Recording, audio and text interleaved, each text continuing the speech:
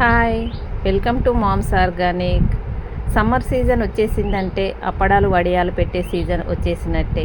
మేము బూడిద గుమ్మడికాయ వడియాలు పెట్టడానికి ఒక మీడియం సైజ్ బూడిద గుమ్మడికాయని అయితే తీసుకొని దాన్ని ఇలా శుభ్రంగా దుమ్ము ఏమాత్రం లేకుండా మంచిగా మట్టి లేకుండా కడిగాము.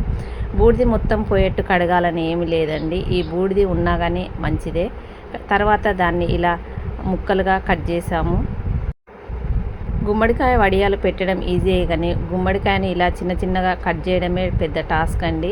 ఇది పెంకు మందంగా ఉండి తొందరగా కట్ కాదు.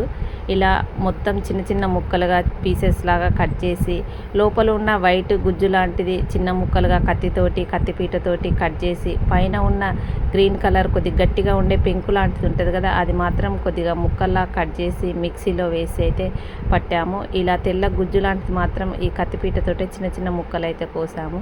బూడిద గుమ్మడికాయ హెల్త్కి ఎంతో మంచిదండి. బూడిద గుమ్మడికాయ జ్యూస్ కూడా పరిగడుపున ఈ మధ్య బాగా తాగుతున్నారు. ఇది ఒంట్లో ఉన్నటువంటి హీట్ని మొత్తం తీసేస్తుంది. దీంట్లో వాటర్ కంటెంట్ ఎక్కువగా ఉండడం వల్ల హెల్త్కి ఎంతో మంచిది. దీంట్లో ఫైబర్ కూడా ఎక్కువగా ఉంటుంది. బూడిద గుమ్మడికాయను ఎన్నో రకాలుగా మనం యూజ్ చేసుకోవచ్చు. బూడిద గుమ్మడికాయ వడియాలు, బూడిద గుమ్మడికాయ హల్వా, ఇంకా బూడిద గుమ్మడికాయతోటి వడియాలు చేసిన తర్వాత వడియాలతోటి పులుసు కూడా చేసుకుంటారు.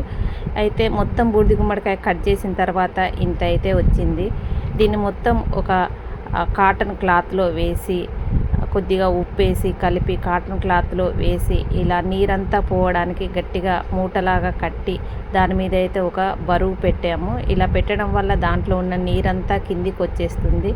ఇలా బరువు పెట్టి ఓవర్ నైట్ అంతా మేము ఈవినింగ్ చేసాం కదా, నైట్ మొత్తం ఈ బరువు పెట్టి ఇట్లనే ఈ నీరంతా కిందికి వచ్చేలా ఇలా పెట్టి ఉంచాము. బూడిద గుమ్మడికాయ చిన్నగానే ఉంది కాబట్టి నేనైతే అర కేజీ అయితే మినప్పప్పు తీసుకున్నాను. పొట్టు మినప్పప్పు తీసుకున్నాను నేను. ఎందుకంటే ఈ పొట్టు మినప్పప్పులో ఫైబర్ కంటెంట్ ఎక్కువగా ఉంటుంది. గుండు మినప్పప్పు కంటే మేము ఈ పొట్టు మినప్పప్పే ఎక్కువ ప్రిఫర్ చేస్తాము. మినప్పప్పు నైట్ అంతా నానిన తర్వాత మార్నింగ్ ఇలా మిక్సీలో వేసి మెత్తగా మిక్సీ పట్టాము. ఈ మిక్సీ పట్టిన ఈ మినప్పప్పులో కొద్దిగా పచ్చిమిర్చి, బూడిద గుమ్మడికాయ తురుముకి మినప్పప్పుకి సరిపోయేటట్టుగా 100 గ్రాముల పచ్చిమిర్చి, కొద్దిగా అల్లం ముక్క, జీలకర్ర ఇలా పేస్ట్ లాగా చేసి మినప్పప్పులో కలిపాము. ఇలా కలిపిన తర్వాత మనము ఓవర్ నైట్ ఇలా పెట్టిన బూడిద గుమ్మడికాయ తురుము ఇది ఉంది కదా, ఇదంతా బాగా నీరంతా పోయి మంచిగా గట్టిపడింది. ఈ తురుమును ఈ మినప్పప్పులో కలిపి మొత్తం బాగా కలిసేట్టుగా చేయితో మంచిగా కలపాలి. ఈ మినప్పప్పు పచ్చిమిర్చి పేస్ట్లో మొత్తం ఈ వడియాలకు తయారు చేసుకున్నటువంటి ఈ తురుము మొత్తం బూడిద గుమ్మడికాయ తురుము మొత్తం మనము ఇందులో వేయాలి. మొత్తం వేసి ఇలా కలగలిసేలా మొత్తం బాగా పచ్చిమిర్చి పేస్టు, మినప్పప్పు, ఈ తురుము బాగా కలిసేలా మంచిగా కలపాలండి. ఈ కలపడంలోనే అంత టేస్ట్ వస్తుంది. తర్వాత ఉప్పు సరిపోదనుకుంటే ఇంకా కొద్దిగా ఉప్పు వేసాము. ఈ పింక్ సాల్ట్ యూజ్ చేస్తాము మేము. ఇది వేసి మంచిగా ఇంకోసారి బాగా కలిసేటట్టు కలపాలి. కలిపిన తర్వాత ఎండలో మంచం వేసి దాని మీద ఒక కాటన్ శారీ అయితే ఇలా పరిచి దాని మీద ఈ మనం తయారు చేసుకున్న ఈ మిక్స్ని మొత్తాన్ని వడియాల్లాగా చిన్న చిన్నగా ఇలా పెట్టాము. ఈ సీజన్ ఇంకా ఎండలు బాగా ముదరలేదు కాబట్టి, ఎండలు తక్కువగా ఉన్నాయి కాబట్టి ఈ వడియాలు అయితే కావడానికి 2-3 డేస్ పడుతుంది అనుకుంటానండి. ఫస్ట్ డే మాత్రం ఇలా ఒకవైపుకి అయితే కొద్దిగా ఎండాయి. నెక్స్ట్ డే క్లాత్ మీద నుండి అవి తీసి మళ్ళీ ఇంకొక వైపుకు టర్న్ చేసి మళ్ళీ వేసాము.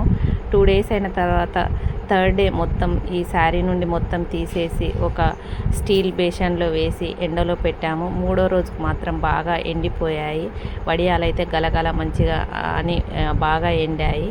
నూనె బాగా కాగాక నూనెలో వేసి ఇలా ఫ్రై చేసుకుంటే పప్పు అంచుకు కానీ కూరల అంచుకు కానీ పెట్టుకొని తినడానికి టేస్టీ బూడిద గుమ్మడికాయ వడియాలు రెడీ అయినట్టే. మీకు కూడా ఈ రెసిపీ నచ్చినట్టయితే లైక్ చేయండి, షేర్ చేయండి, మా ఛానల్ సబ్స్క్రైబ్ చేయండి. Thank you for watching.